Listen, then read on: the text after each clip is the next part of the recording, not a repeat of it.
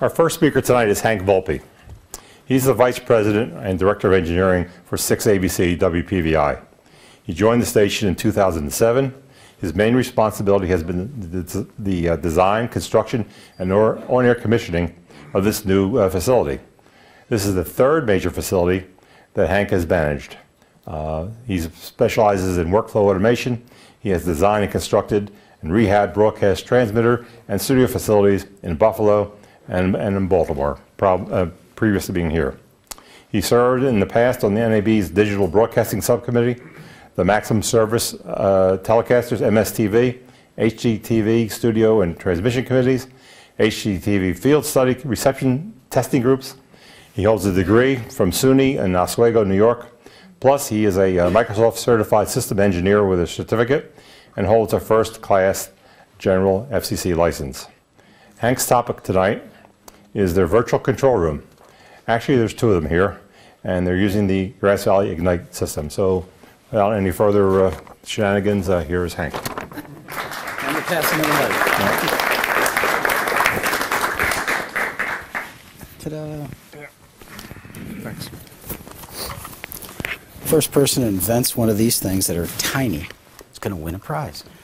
Thanks, everybody, for coming. Before we start, just a couple of little things I'd like to mention. This building has been an amazing thing to be involved in.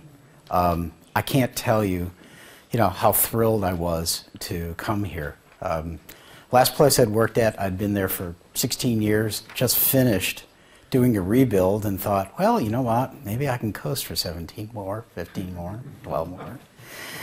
And then this came, and I was like, you got to be kidding. I get to do this from the ground up? Yeah, sure. You're going to pay me? Yeah, that's even better. Cool. I'll come.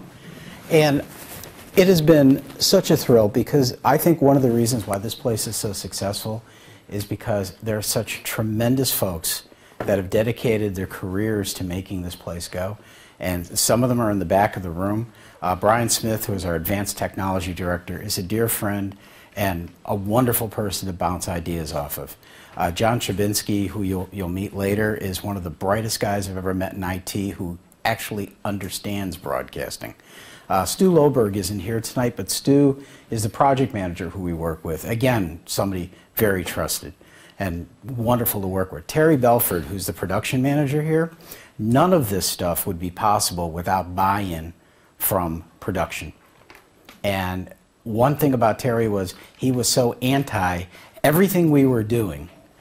And then he went, oh my God. And as anti, he became the champion. And without Terry's help, none of this stuff would have worked because his people, news people, people from the outside, all the things that we do in the world of trying to make our own original programming starts with the production department. And those folks are just wonderful. And internally, when we did the design of this place, basically Stu and I started with an idea and worked it through and then included some of our folks. Because when I came here, one of the things I wanted to do is have this be something we built. And we did have an integrator who helped us rack up equipment, put stuff down, terminate the cables, and helped us with sketching out. But it was our design. And I've got, again, a wonderful group of guys, some of whom I'm going to mention their names, but they're not here. People like Bill Kuhar and Don Sharp, and Bill Artelise, who's downstairs working right now, Buddy Moya, Josh Baranoff, Shelley Camp, Herb Kircher, and one of our guys who's in the back, Mark Bress. These guys made it happen. They knocked themselves out for this place. Of course, they got paid a lot, but what the hell, 90 hours a week, 7 days a week, but the reality is, after a while, it doesn't matter how much money you're making on overtime. You're away from your family, you're away from things, you're giving up your life. And they just put their heart and soul in this place. And I hope tonight you get a chance when we do the tours to see all of that. There's another person who's not here tonight who also was probably the second most, if not the most instrumental person in making this go, and some of you folks may know of him, Ed Elias. Ed was with the station for 55, 57 years. He passed away a couple of weeks ago. He was the unsung hero of the project because when we were doing this, he was over there running that place and keeping it on the air, and that was not very easy to do as it was winding down. He did it amazingly well.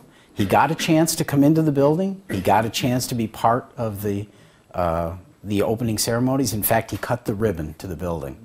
And you know what? To have him have that moment was worth it. So the rest of us here, we're going to throw him a retirement party in a couple of weeks. We'll see how it goes, you know. But and we're hoping he'll be watching. And last, I'd just like to thank Grass Valley for helping us with the barbecue tonight. You know, that was wonderful for them to do, and I really, really appreciate it because it made it just a special night. We have that place outside, so when you see those guys, just a little, you know, for helping us out. Well, now let me load my software here. Should have done this while I was talking. There's plenty of seats up here. Yeah, come on. My mouse is hopping around. Okay, let's go this way. I think that's it. That's it? That's not it. That's it. Can't tell. Okay. Let me give you an idea of a little bit of what we want to talk about. I know a lot of you folks over the years, and I've been to some of these sessions, you have seen a lot about file-based workflow and about how it's going to do everything, you know, to save the planet and, you know, make your life a lot better and God knows what. Well, that's a computer. But what we did here is we want to concentrate a little bit on some of the different things we did tonight than what you're used to seeing and have seen. And one of the things was to talk a little bit about how we got to where we are. I mean, when we were putting the building together, literally, the thing we were trying to do more than anything was getting more done with the same folks that we have. For you folks, you know, most of you are from the Philadelphia area. You know the station does more local production, more original programming than any other station does. And it's done, you know, with high production values.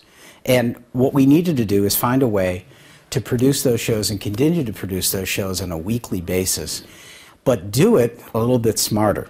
And so when we all got together as a design team, we tried to figure out the best approach, and what we came up was this virtual control room based on the Grass Valley Ignite system with Grass Valley digital news production systems, master control playout servers, so K2 servers, many of the different handshaking and glue that holds the place together was all made by Grass Valley, and it all, you know, made it possible to put this workflow in place.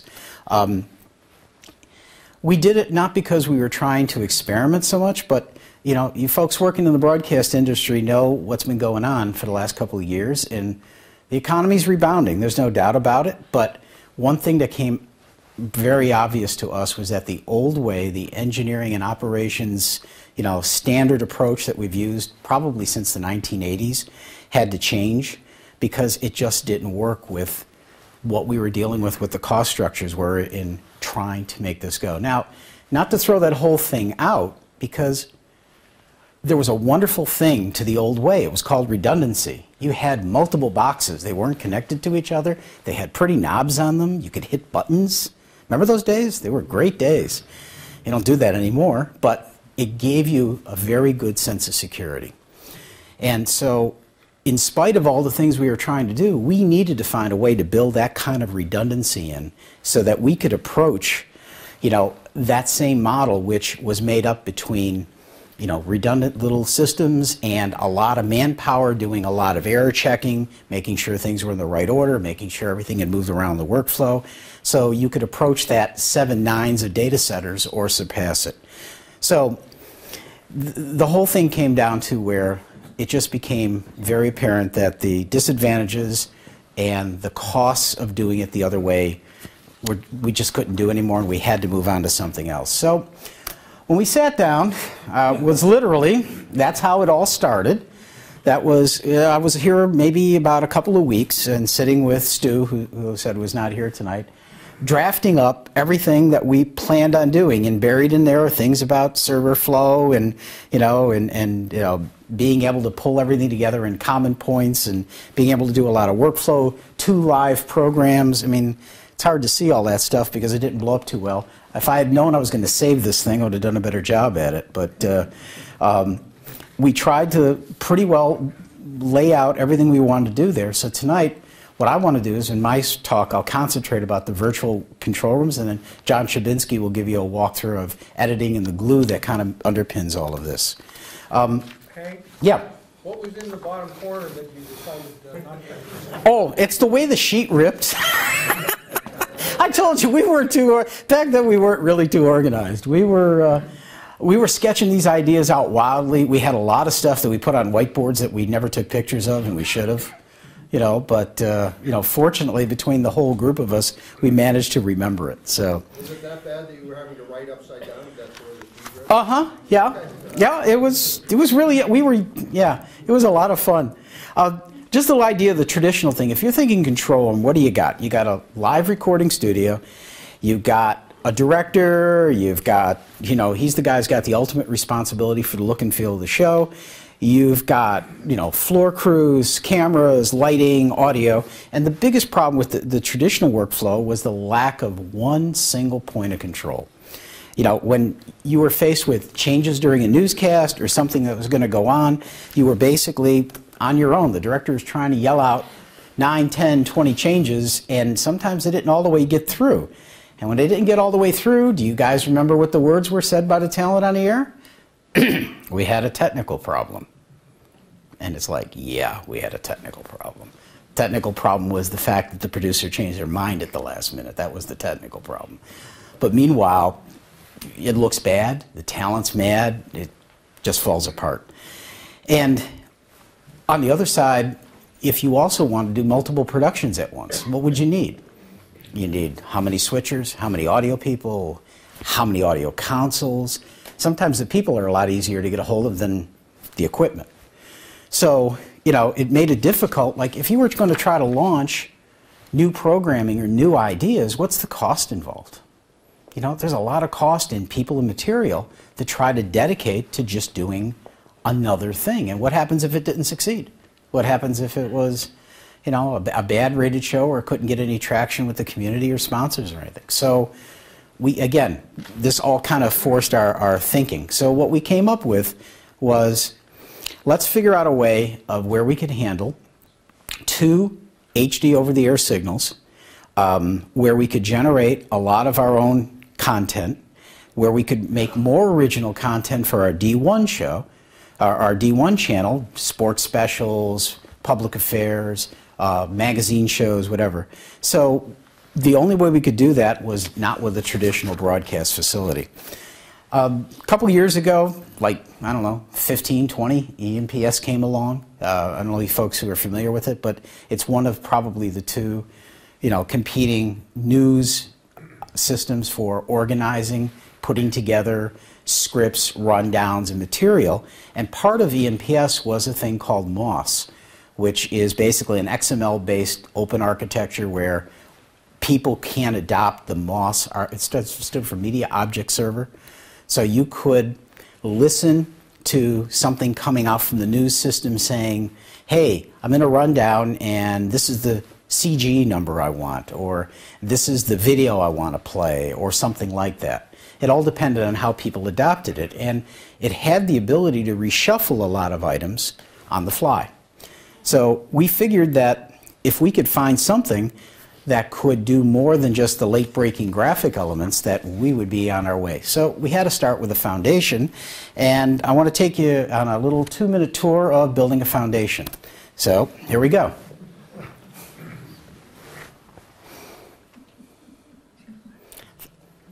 I think John was in the tractor. I know Stu was once.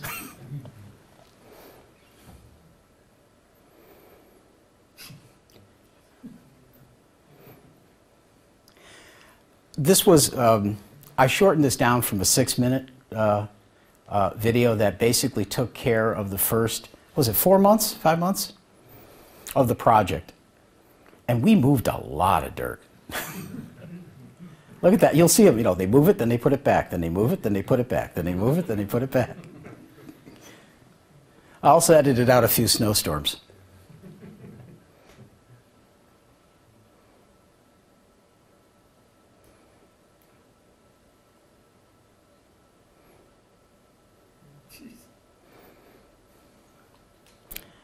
Oh, there was a little snow there. Also, you know, when you really look at this a couple of times, a couple of walls went up, a couple of walls came down, a couple of walls went up again. That was always fun to see. Fun to see the sun move. Yeah, and that's something. More dirt. Now we're getting close. Where's your office? Oh, right down the bottom corner. Yeah, they make sure I don't mix with the regular staff. And there we are. But, you know, that'll give you an idea of how much fun we had, you know, in quotation marks. So anyway, the solid foundation, what we tried to do is we tried to come up with a structure where everybody in the building could look at, share, move, view, whether it was the traffic department, creative services department, programming department, news department. And the way we kind of did it was that in the center, we basically have a master control SAN with other SANs that push to, pull from master control. There are two 2,000-hour servers that basically are SANs that basically take care of news, and another two that take care of master control, and they're in an XY configuration, so 1,000 hours each side, and they replicate. We have play-to-air servers hanging off that, other devices that are able to share and pull content, including branding engines and, you know, playouts, edit suites, and that was kind of the central core to what we tried to do for putting it together. This, again, is all based on Grass Valley's K2 and Summit servers. For master control and kind of program flow, a little bit of this is still kind of a work in progress, quite frankly. We had hoped for one major product sitting at the top. We called it traffic, or you could call it asset management, or something that would be responsible for making sure all the material as it came in moved out. Well, we do have that, but we have it in different pieces. Some of it was done with Grass Valley and their FTP servers. Some of it was done with software that, you know, we kind of wrote, or batch files or scripting. Some of it was done with FloraCal automation, or it was able to watch over things and move things in and out of archives. Because once we get into a point, as you look here, you'll see there's kind of a flow from left to right. Some of our material arrives FTP, some of it is ingested in real time. It's moved to the near online storage and eventually plays out. We also, what's not on that diagram is the final push, which is to an SL8500 robot, where we store things in deep archive. And when John talks, he'll talk a little bit more about that end of it. So just real quickly, you know, that was the design objectives: file-based workflow, common storage, asset management, and we supported 4 channels at our initial design, and right now we're using 3 of the 4. This is some of the equipment you'll see downstairs. This is part of the Grass Valley DNP system, a small part of it. It takes, you know, pretty well an entire rack row up. Another group of the Aurora, I think these are Aurora Edit servers here. So where we try to go is the virtual control concept. You know, it kind of came about when, as we were building this building, KGO and KABC, 2 of our stations in San Francisco and in Los Angeles, had put in Ignite systems. And they were doing pretty well.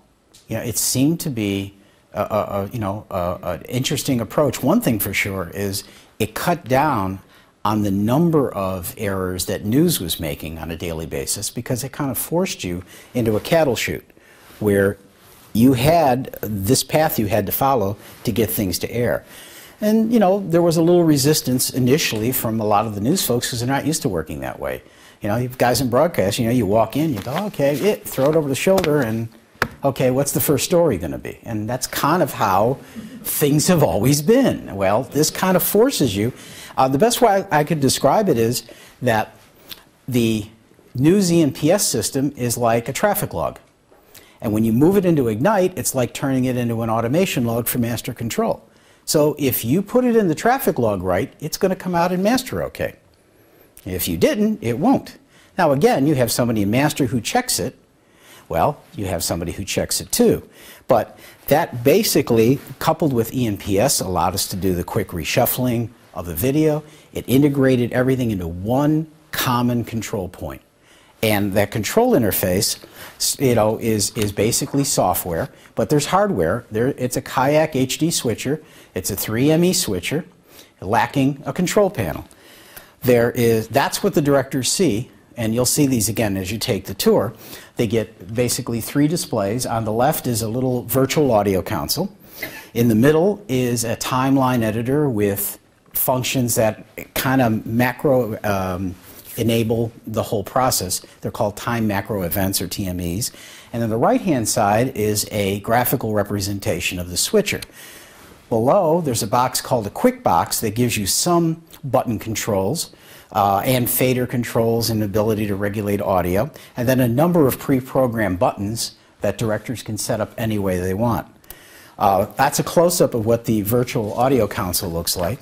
And there are basically 8 pages of faders that kind of go with that. There's also, in the middle here, and again, I don't know if I can get if you can see the mouse floating there. That's kind of a heads-up display for the directors to know if they have good communications to all their different devices. So all the external devices are either controlled over IP or 422, and they chime in and they give you a go, no go. Now, why some of those are red, some of those devices are common between the 2 rooms, so when the other room has it, they turn up red.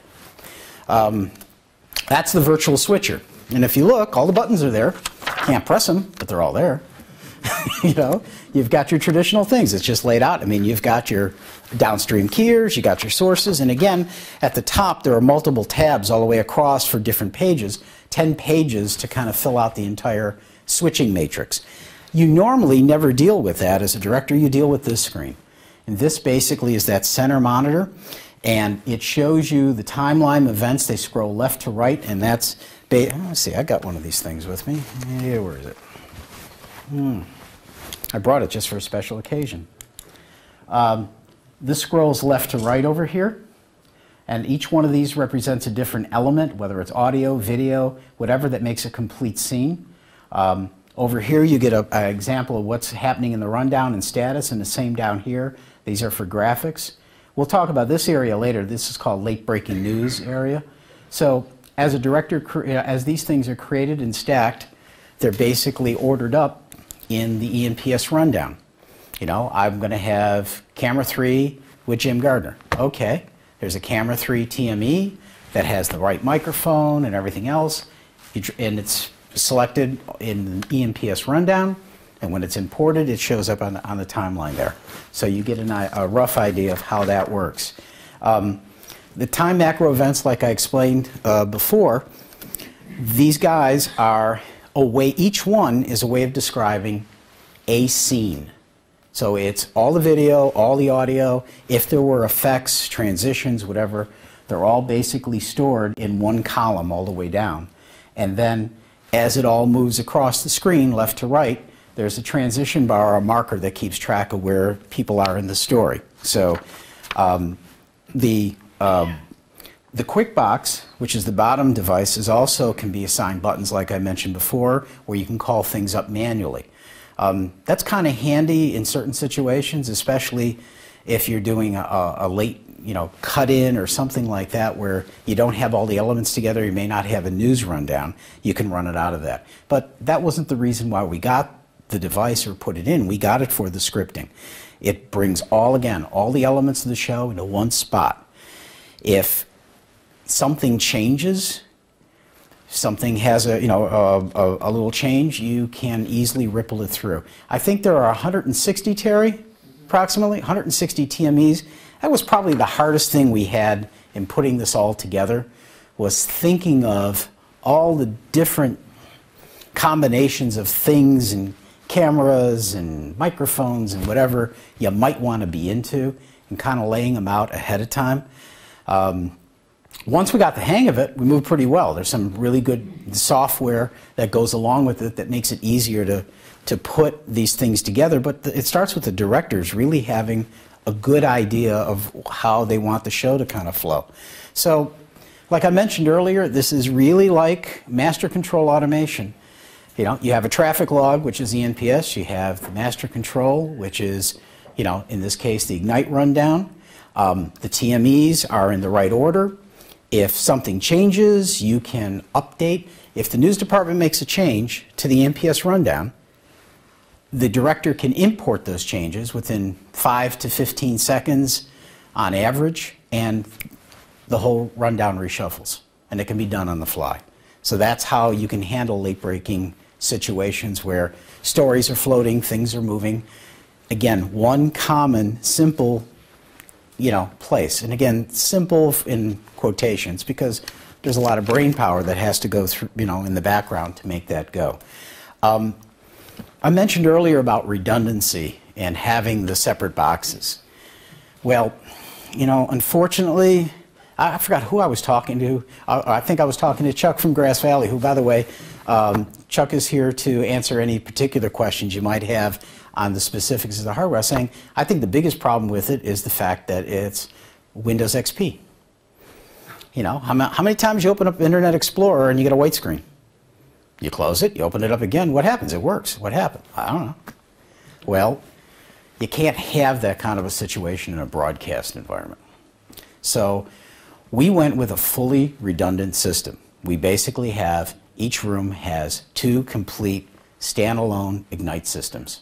And that gives us the redundancy in case something goes wrong. It's easy to switch. There's a device called the Next Switch that will switch all the monitors, the quick boxes, everything.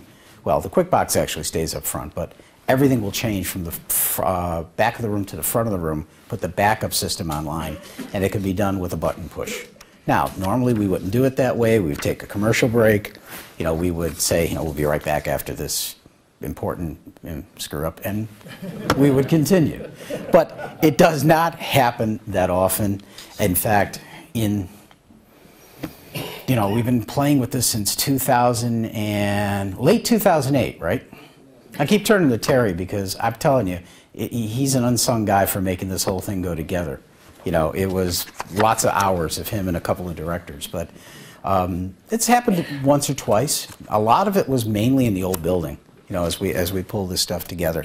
That's a look inside one of the control rooms. And again, there's a back row, which has all the Ignite monitors and a quick box, which you can't see, it's out of look. And then up front, the same thing is duplicated. That with a patch cord hanging through the middle of it is an X switch. That just happened to be there when I took the picture, and I was too lazy to take it again. But these X switches are basically, will switch mouse, keyboards, VGA displays, data channels, 422, whatever you need to switch so that one system will go to the other. So we have 2 fully redundant systems in each room. We have 4 dedicated server playouts from the Grass Valley XSANs in each room.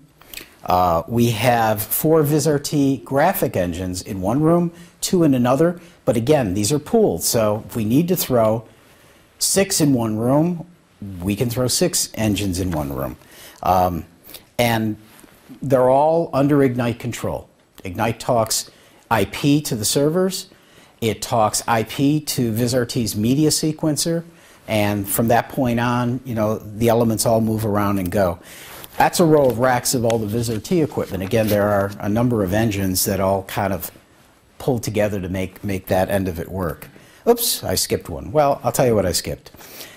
The biggest question is, how do you handle traditional type of production? In other words, you've got 10 people in a studio all talking at once, and you don't know what camera you're going to take next. How do you script that? Well, one of the ways you can do it is with those late-breaking news functions in the bottom, where you can program in cameras, audio, effects, whatever you need, and you've got multiple pages where you can set them up. You can also sit there and work with these buttons, which are programmable, and there are lots of different settings. And that's usually the way the directors will do that non-scripted type of show. You could have camera 1, 2, 3, and 4 across the top. You could roll a digicart. You could bring in servers. Whatever you want to do can be programmed on those buttons. So it's almost like a switcher, except when you're taking one, you may be taking one and opening up microphones at the same time, or moving or rolling something under, and it's all something that will correspond to a pre-built event. So it allows you, like for example, when we do Inside Story, that's one of the ways we get this done, is the director it's not as comfortable as having a full-blown switcher, but it gives them all the same effects that they're used to working with. So the worst step is you can always use a mouse and click one of those. It works. I've also wondered why you guys didn't make a touchscreen for that.